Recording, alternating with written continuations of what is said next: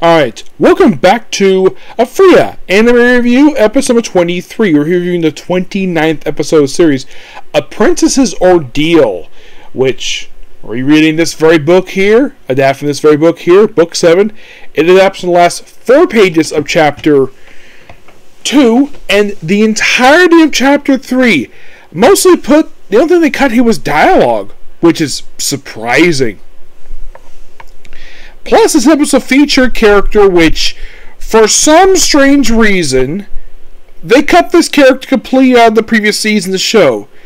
This character made his debut back in the first volume of the series, and yet all of his appearances prior to this very episode was cut.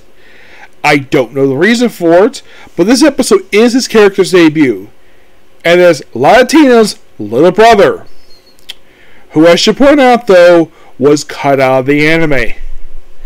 I don't know why that now they decided to include him, despite the fact he was a vital character in the final chapter from basically book 6. And here they adapt him. Like, okay. They adapt a character who has not been seen the entire series. In the previous 28 episodes, he's never been seen on screen. It's like you watch the series, like, wait, Latina had a brother? Yes, she did. So the episode starts off with Hajime and Yu on look like a mountain, where Yu gets right on top of Hajime, where it's like, ooh, and of course they're kissing. It's like, you felt like, you're not getting away from me. It's like no escape. Of course, kissing him, and everybody surrounds them, and of course you have Tio, Shia, and Corey. It's like, ooh, and of course Tia wants to do this too. Like, these 4 ladies have one, of course, when she evolved too. These 4 ladies have one strong desire. All to have sex with Hajime. Yep, that's pretty much their strong desire here for these 4 ladies doing it. Well, one's going to happen really soon, so it's not going to happen here per se, but it will happen soon. I'm not going to say when or who, but one basically Hajime was asleep who was not you. Of course, this is a very faithful adaptation of the last 4 pages. Like, oh, it mentions, she is basically special second nun. And of course, you're the special one. She's like second. Of course, she's like second nun. Of course, she's tied with basically you.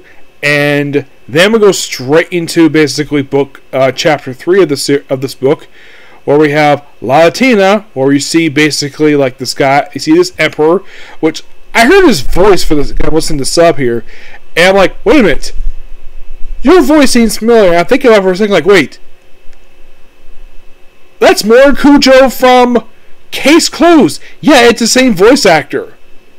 Which I was kind of surprised about that. I did not expect to see him in this series.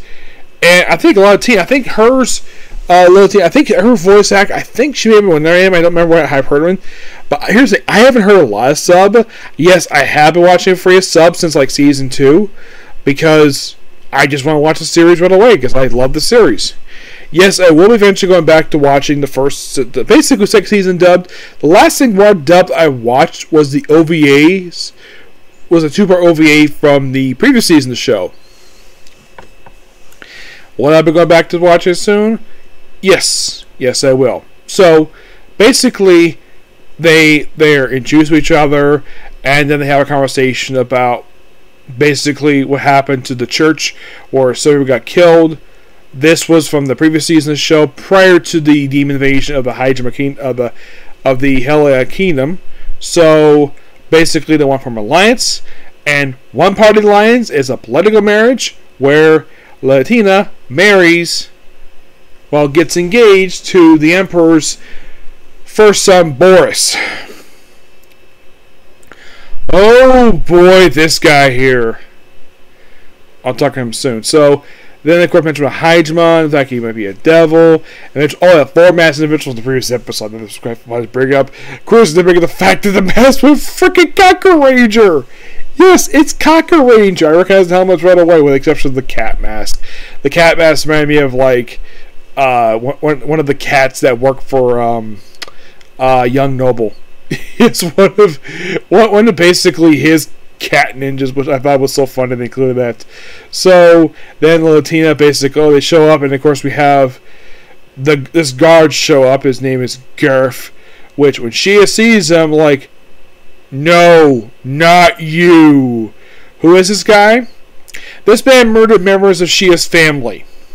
Shia hates this man with a passion.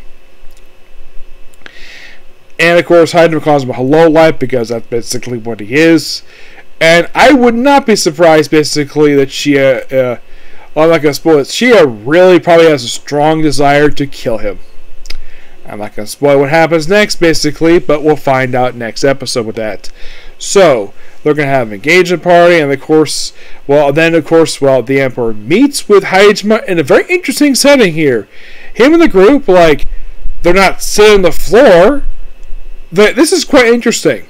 So, they have a horseshoe-shaped set of tables, like 3 rectangle tables, and they're all facing toward the Emperor. Of course, they all sit down, and of course, there's a seat for the Emperor. Of course, mentioned about sharing artifacts. They do kind of line here about Shikoku,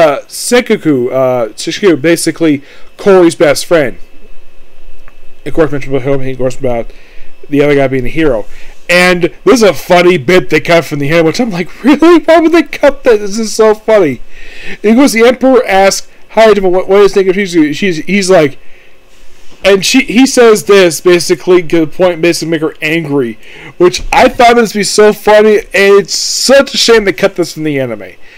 The scene is this. What does he say? She's like, oh, she reminds me of my mom. And she's like, you dare call me a mom?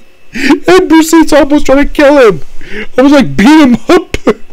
But I'm sure she probably does remind him of basically his mom. Which, if you're curious, when in the world does his mom ever pop up in the series? She has not popped up until the last book of the series, which for some reason they did not include the epilogue. Yet the book they included for some reason. I thought it would include it in the final volume of Freya Zero. Nope, not there. Was it Freya short stories? No. I'm not sure where the heck this thing is, because I read descriptions about this epilogue, so after the events of the series, and it's not been published here. I don't know why. It's weird. We'll get back to that later. And of course, talk about Shia once again, and of course the artifacts. And at first, basically first meets him, he acts very polite. He's like, "Why don't you just talk like normal?" And because spill the beans, basically, is how he normally acts. But I'm sure he appreciates the fact Hydra probably treats politely him, and she's like, "I'm a princess, you know." And I thought it was so funny when they had this scene before this. Almost forgot to mention before I continue the scene here. There's a funny bit here where we have Shia sitting on this couch, or on her left is you, and on the right is Hajime, and they're playing with her ears, which I found to be so funny. Oh yeah, about Shia's family. I had to bring this up because this scene was so funny. Because you have Hydra playing with her ears, which, as far as I could tell, he's never touched your ears prior to this prior to these last couple episodes. He's never touched your ears. I'm sure he's had a strong desire to basically touch your ears. Heck, even Kari basically, she's like, "Oh, you have a strong desire to touch my ears." Her big bunny ears that she's got. I find this so funny. And it's like, oh, you can take tears. Just go, looks funny. Of course, she's like, really, bastard? Oh, it's so funny. And of course, basically, I'll get invited to the engagement party. Like, everything's all good here. And then the next scene happens. Which, when I read this chapter, the scene I'm about to describe has no changes. They kept this scene exactly the way it was in the book. And I do mean exactly. It is shocking the fact that they didn't cut anything out here. So we have Lily put on her dress like, oh, she's like a fairy. And then Boar shows up, asking everybody to leave. First the maids leave, then the soldiers. And then he proceeds to grab one of her breasts and grope her hard. And then he proceeds to fall on her, rip her dress. And basically, what is he doing here, you might ask? Why is he on top of her? Why is he ripping top of her dress? The reason for this? He wants to rape her. And thank you, Hajime, for coming to last minute, basically singing with a freaking spider. And she says, thank you, Hajime.